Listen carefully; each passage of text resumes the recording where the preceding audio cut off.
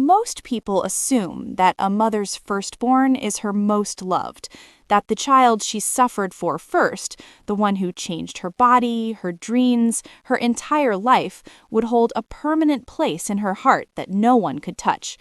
I used to believe that too. I was wrong. This is the story of two sisters, one who had everything given to her, and one who had to earn every single thing, only to have it stolen by her own mother. And in order to understand how a mother could turn into someone unexplainable, you have to hear her story. My mother's name is Katarine. She grew up in a small house in Baltimore with parents who worked double shifts and believed that education was the only ladder out. She was the first person in her family on either side to attend an Ivy League institution, full academic scholarship, class of 1998. She was 19 years old, and she thought she had escaped. She hadn't. Welcome to Ms. Tell-It-All, and subscribe if you are a fan of these kind of stories. Now, let's continue. His name was Daniel. He sat next to her in organic chemistry. He was funny in the specific way that makes you lower your guard, the kind of man who makes you feel chosen simply by paying attention to you. Katarine had spent her whole childhood being overlooked. Daniel looked. By October of her sophomore year, she was in love. By December, she was pregnant. By January, Daniel had transferred schools, and the scholarship committee sent a letter explaining that the dormitory housing policy could not accommodate a dependent child, and that her funding would not be renewed for the spring semester. She packed everything she owned into 2 bags and took a Greyhound bus home. She was 19 years old. She had a baby growing inside her, and the only future she had ever allowed herself to want had just been taken away. That baby was me. My name is Phoebe, and I have been paying for Daniel's disappearing act my entire life, even though I never met him. If you were raised by a parent who couldn't separate you from their past pain, drop a heart in the comments. You are not alone. And keep watching, because it gets worse before it gets better. My mother didn't collapse. I'll give her that. She went back to Baltimore, moved in with her parents, and raised me in the back bedroom while taking online classes at night. She worked at a medical billing company during the day and studied after I fell asleep. She got her degree, a different one, from a different school, 5 years later than planned. She was building herself back up. And then she met Blake, an investment banker. Stable, wealthy, present. Everything my father wasn't. They got married fast. I was the flower girl. I remember thinking, maybe now she'll look at me differently. Maybe now she'll have enough love to spare some for me. Then Iris was born, and I understood I was never going to be enough. Iris had a nursery painted by a professional. I had a mattress on the floor of what used to be the storage room. Iris had a nanny, 2 grandmothers, and a grandfather who flew in from Connecticut. I had a babysitter who fell asleep before I did. We were 3 years apart, but we lived in completely different worlds, under the same roof. Now, here's what made it twisted. Iris wasn't unkind. She was just unaware. She didn't know our mother dressed her in the colors she refused to let me wear. She didn't know she was a weapon, but my mother knew exactly what she was doing.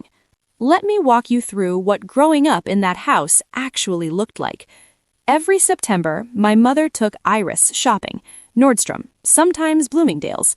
I got a $40 budget and the clearance rack. One year, I saved up my lunch money for 3 months to buy a yellow coat I loved. My mother returned it the next day, said yellow wasn't my color. Iris wore yellow the following weekend. I auditioned for the debate team in 7th grade, made it on my first try. The coach said I had the sharpest mind she'd seen in a student that age. My mother refused to drive me to meets, said it conflicted with Iris's swimming lessons. Iris quit swimming 2 months later. I never debated again. Our school organized a Washington, D.C. trip for top students. I ranked first in my class. It was essentially made for me. My mother signed the permission slip for Iris, who barely qualified. She forgot to sign mine, which clearly was on the kitchen counter for weeks. I watched my class board the bus from the front steps of our house.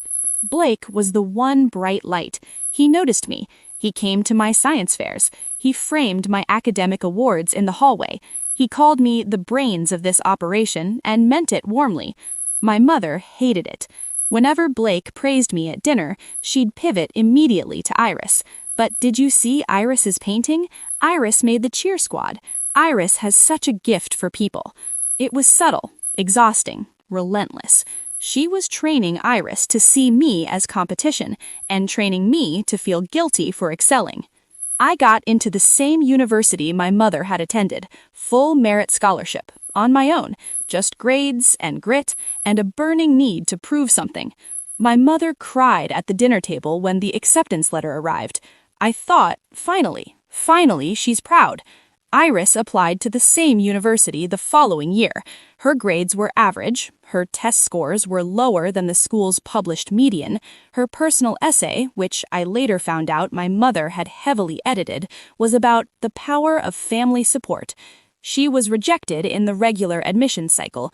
2 weeks later, Iris's grandfather, Blake's father, made a phone call and wrote 2 checks. One for a new wing of the university library, one for the renovation of a basketball facility. Iris was admitted off the wait list in April. My mother threw a catered party, 70 guests. Having Iris on my campus was its own special kind of torture. She joined my study groups and distracted everyone. She told people I was intimidating and hard to be around. She borrowed my notes and submitted ideas I'd shared in conversation. I don't think she even knew she was doing it. She'd been taught her whole life that what was mine could be hers, because our mother had been teaching her that since she was 4 years old. Drop Phoebe in the comments if this story is making you feel seen, and if you know someone who grew up in a house where love was distributed unequally. Tag them.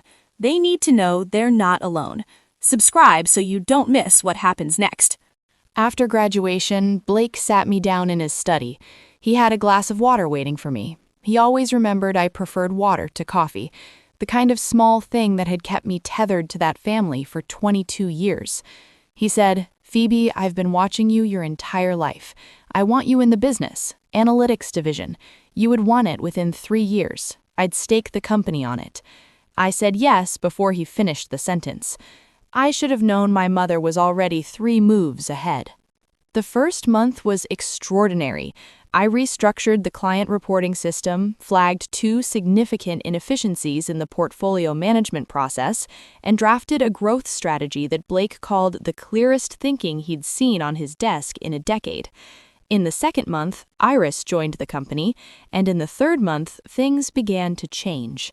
A client presentation I had prepared, 40 slides, 3 weeks of research, was submitted to the board under Iris's name. My mother had emailed it to her by mistake. A meeting Blake had scheduled specifically for me was redirected to include Iris for development purposes. My mother told Blake, I found this out from his assistant who liked me, that I had been struggling with the team dynamic, that I was difficult to work with, that perhaps I needed a different kind of role. 2 members of the team started copying Iris on emails they'd previously only sent to me. And then came the board meeting. I had spent 6 weeks building a market expansion strategy, completely original, every number verified. It was the best professional work I had ever produced. My mother volunteered Iris to present it. Iris stood at the front of a boardroom of 12 people and stumbled through slides she hadn't built, answering questions she couldn't answer, using terminology she'd clearly just learned that morning. I sat in the back row and watched 12 people slowly realize that the person presenting did not understand what she was presenting. After the meeting, one of the senior partners pulled me aside and said quietly, "Was that your work?" I said yes. He nodded slowly, said nothing else. That was the moment I understood. It was never going to stop. Not here, not in this family, not as long as my mother was drawing the map. I went to my mother that evening, quietly, no accusation in my voice. I was past anger by then. I said, "I know what's been happening. I need it to stop."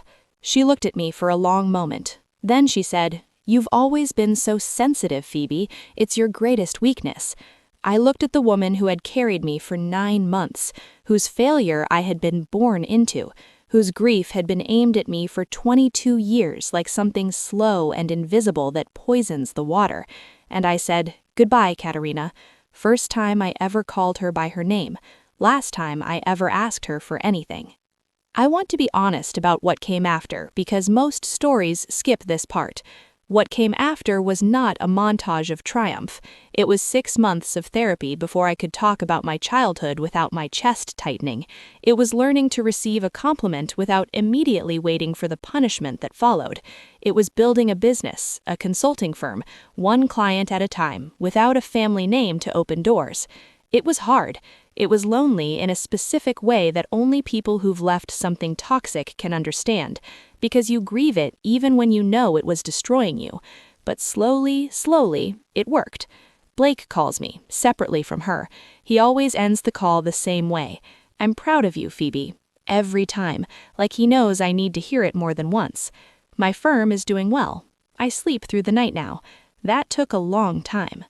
I've thought a lot about why my mother did what she did, not to excuse it, never that, but because I needed to understand it before I could put it down.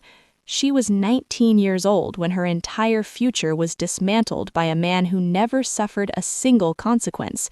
She came home with nothing, no degree, no relationship, no support, and she had to look every single day at a baby who had the same eyes as the person who ruined her. She didn't hate me, she hated what I represented. But here is what I know now, clearly, without bitterness. That is not my fault. It was never my fault. A child is not responsible for the circumstances of their conception. A child does not owe a parent recovery. A child should never have to earn the basic warmth of a mother's gaze. I did not break her dream. Daniel did, and she spent 20 years making me pay his debt. I left the story of Iris for the second. Iris and I don't speak often, but last year she sent me a message.